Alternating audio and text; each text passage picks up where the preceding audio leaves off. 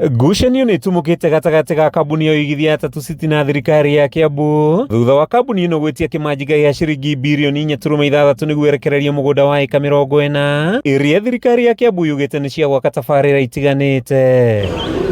Thirikari ya Kiambu ĩrenda Tatu City ĩrekererie ĩka 5.3 cia gwaka ceceni cia icemanirio, ĩka 4.6 cia gwaka thibitarĩ, ĩka 5.6 cia gwaka ceceni ya MUINGI, ĩka 10 cia gwaka iharo ũndũ ũmwe na ĩka 2 cia gwaka mawabici. The public purpose land is for that, public purpose. Tatu City adheres to Kenyan and international best practices in urban planning. The Tatu City Master Plan has 103 acres of land set aside for public purpose use.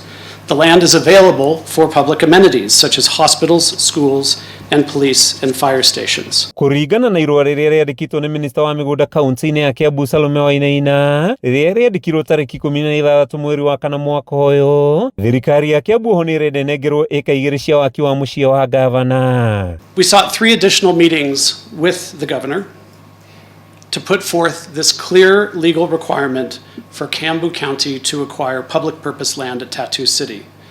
They were scheduled meetings to which his office agreed, scheduled, communicated to us about, but the governor never turned up. Mũrũgamĩrĩri mũnene wa Tatu City Preston Medahoro akĩaria gĩikaro-inĩ na andĩki a mohoro ahithũrĩtie atĩ thirikari ya Kiambu ĩrenda ĩnengerwo mũgũnda ũyũ hatarĩ marĩhi o mothe nĩguo nayo ĩhetũkie mabu cia Tatu City akĩrwo makĩni matikũneanwo na gacunjĩ ka mũgũnda ũyũ. 10% ya mũgũnda ũcio ũnengereraia nĩgetha andũ makĩrwo mathukuru, ciana ciakĩrwo thibitarĩ.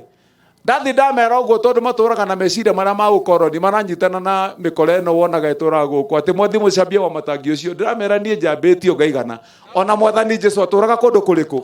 No kĩrĩa mũgwĩka mũgũnda wa thĩinĩ matũraga gũkũ nĩ mũkũruta nĩgetha tũthondeke thibitarĩ na mũcoke mũrute nĩgetha twake irathi cia ciana cia andũ arĩa mameidi marĩrutaga wĩra gũkũ kana tiguo kathongo moka matiandĩkaga meidi citũ gũkũ na makandĩka mawacimini maitũ na makandĩka andũ a kũhata na gũthambia acio nĩ nyamu. Atarĩirie atĩ nĩ maigĩte keheri-inĩ mũgũnda wa ĩka 103 cia mahũthĩro ma tabarĩra cia MUINGI, akĩongerera atĩ ngucanio ya Tatu City na thirikari ya Kiambu icũngĩrĩirie bũrũri kũrwo nĩ wĩigithia wa mũigana wa ciringi mbirioni 16 na mawĩra ma mbeũ njĩthĩ matanyihĩire 4,500 makagagaya. Governor Wamatangi is abusing public office to thwart legal processes.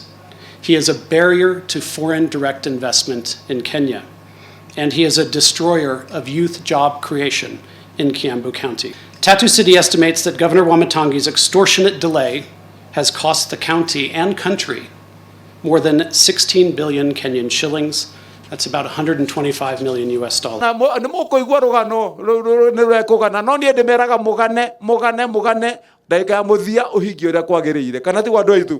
Ongereire kuga nditimũrano yao na thirikari ya Kiambu ĩkururĩtie kwa ihinda rĩa mwaka ũmwe na nuthu rĩu ũrũgamĩrĩri wa kambuni ĩno ũkĩũria gavana wa Kiambu gwĩtĩkĩra kũmahĩtũkĩria mabu o ũndũ ũmwe na mĩcoro yao nĩguo gũtheremia WUIGITHIA kaunti-inĩ ya Kiambu. Today we strongly condemn Salome Wainaina and Governor Wamatangi for attempting to extort foreign direct investors, international investors in Kenya from New Zealand, the United States, United Kingdom, and Norway. Handũ-inĩ ha Kameme TV kuma kaunti-inĩ ya Kiambu, rĩtwa rĩakwa nĩ Mathew Ndung'u.